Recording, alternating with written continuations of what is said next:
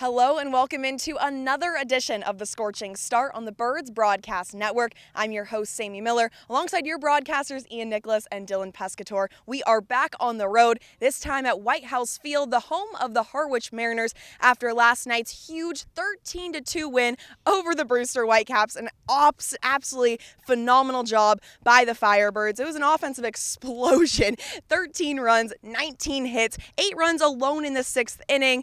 Ian, what were you seeing from their offense last night? I was seeing a couple of individuals take their game to another level after a great game offensively the night before at Brewster, bringing it home in the rain. Andy Blake was making it rain. Reigning Ivy League Player of the Year looked like it with a couple of big hits early on, and then the big blows in the 6th inning. Joe Oyama with a bases-clearing triple, Eddie Micheletti with a 390-foot bomb to right field. Everything was going the Firebirds' way, and I think they can recapture a little bit of it tonight. 19 hits not expected on a nightly basis, but you hope a little bit of it continues the rest of the way. You're exactly right, Ian, and every single player in the batting order at least got a hit. So how important is it, Dylan, to really play this team baseball? You're right. I mean, every team in the Cape has good 1 through 4. Everyone's going to have a good top of your order. It's what the 5 through 9 does, and Drew Farrow in the 9 spot, and everyone who's just combined to really make an impact on this Firebirds team. It's 1 through 9, a hard order to get through, and that's what the Firebirds have been working on through the last 3 games. And the pitching was once again phenomenal. The starter last night for the Firebirds was Evan Truitt, the pitcher from Charleston Southern, and he did such a great job. 5 innings, 4 strikeouts. Ian, how important is it to have these starters really set the tone for the rest of the game? When you talk about starters who are going to set the tone, Daniel Levidia hopes to do it tonight. He's done it all season long, but Truitt last night, a big reason why he was able to pitch so comfortably out there and attack the strike zone is because of the offense. The offense built the early 3-0 lead after 2 innings, which allowed him to show off his great stuff for a guy out of Charleston Southern who's got a fastball at 95 and some great off-speed offerings. No walks, another big part of it. 3 walks against Wareham last week in his first start, 0 yesterday against Harwich. He looks to be really reliable. And like you noted, Ian, today starting on the bump is Daniel Levidia, the right-handed pitcher from GCU, and he has been putting on clinics all summer long with the Firebirds.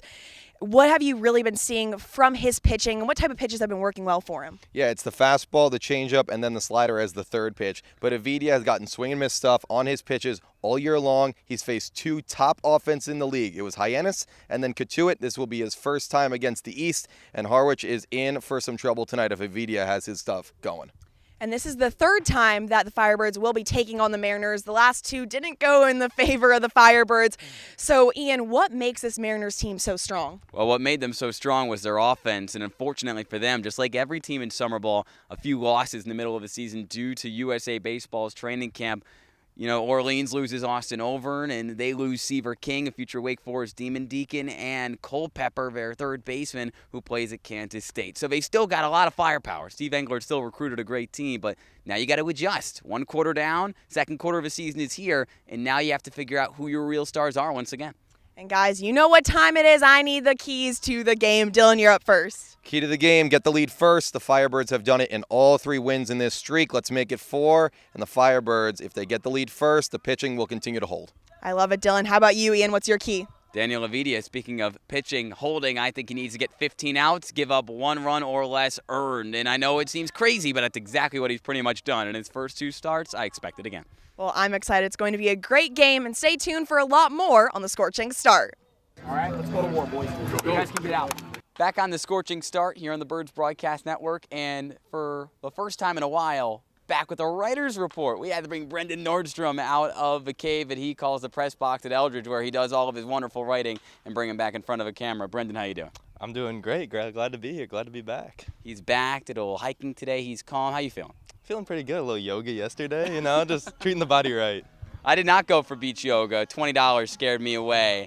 But, Brendan, this team not scared right now. Birds, 3 straight wins. Obviously, the offense has come alive, but the pitching has stayed strong. 2 new additions recently. 2 George Mason arms have led the way. Yeah, the pitching has been great. I think it kind of gets overshadowed because the offense, is slower to start, but the pitching stayed consistent. Now that the winning's coming, a lot of the focus is on the offense, but the pitching has been outstanding. And, it starts with the pitching and starts with on the mound. And Connor Eaton came out of the bullpen yesterday. He's been a little up and down in his first 2 appearances, but he really brought it yesterday.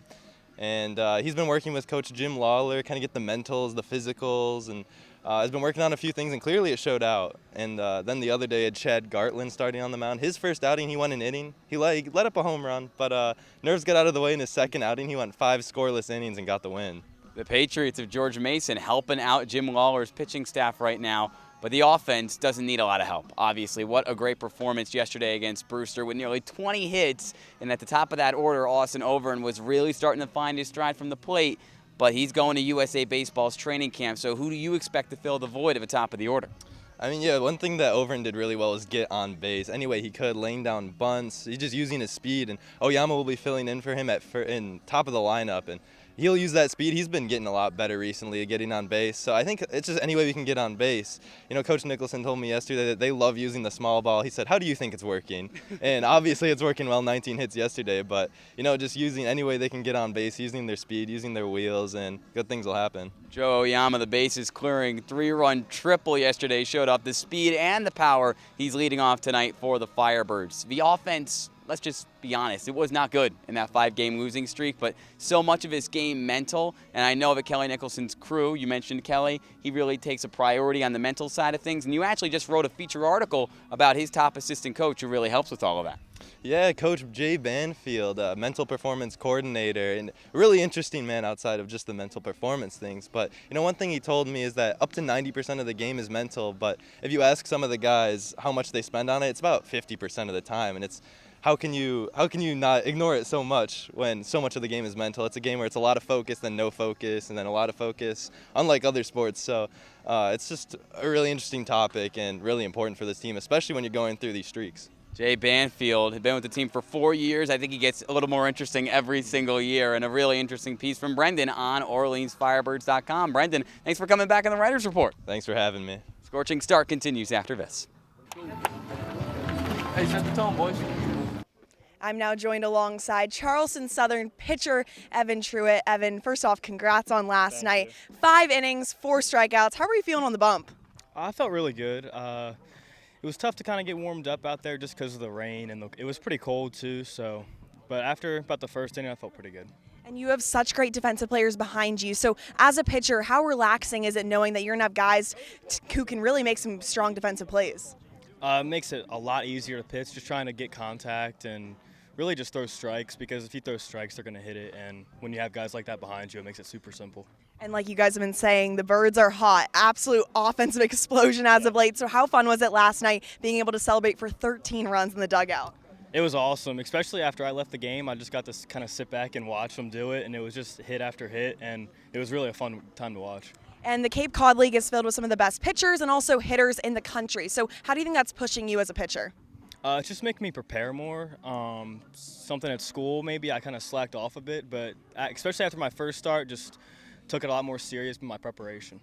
And the bullpen seems to be so strong knit, and just like you have so much fun back there all the time. I'm looking back, you guys are having jokes, but also locked in at the same time. So how important is it to have such a tight-knit group? It's super important. It just kind of, everybody has each other's back. Like starters, knowing they can hand the ball off to anybody and they'll be okay. Not going to let up their runs, and then just hold the game close. And you had a great year at Charleston Southern. So is there any lessons that you're kind of wanting to take and implement here in Orleans? Just knowing I can pitch against anybody, because, I mean, like you said, the Cape's one of the best, if not the best league in the country. So knowing I can pitch against these guys and then taking it to school and just having that same mentality. Well, thank you so much and good luck tonight. Thank you.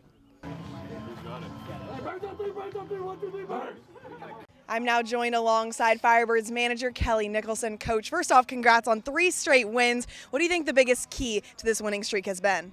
Well, last night we hit, and we really pitched, and we played pretty good defense. And, it all starts on the mound. It all starts with starting pitching. And the last 3 games, we've done a really good job with that. And it was such a team win. Every single hitter had at least 1 hit in the batting order. So how much does that mean to have such a team win? Yeah, I think it was good for our guys to have not multiple guys, but every guy contributing in the lineup. I got home last night and looked at the box score, and there were several guys that had multiple hits. So that was cool, really cool. And then it was really good to see Evan Truitt go and have a really good start. And Connor Eaton has made big strides in a short time. And I think he would say, and I would say, a lot of that credit goes to Jim Lawler. He's been working very closely with Jim, and they've been doing a great job together. So it was kind of night and day for Connor Eaton last night too. He filled up the strike zone, and so did Evan last night. And how important is it to have these pitchers really be locked into the summer and they want to get better here in Orleans? Yeah, it's important. Whether they realize it or not, Sammy, there's a lot at stake for them. This time next year, we're going to get a lot of phone calls on guys, and they're going to talk about the Cape a lot. So, it's a great opportunity for them, and you just hope that they do well and improve their draft stock for next July. And this Harwich team has caused a lot of trouble so far this season. What impresses you about this Mariners team? Well, they hit, they pitch, they have some team speed, they play good D. We have our work cut out for us.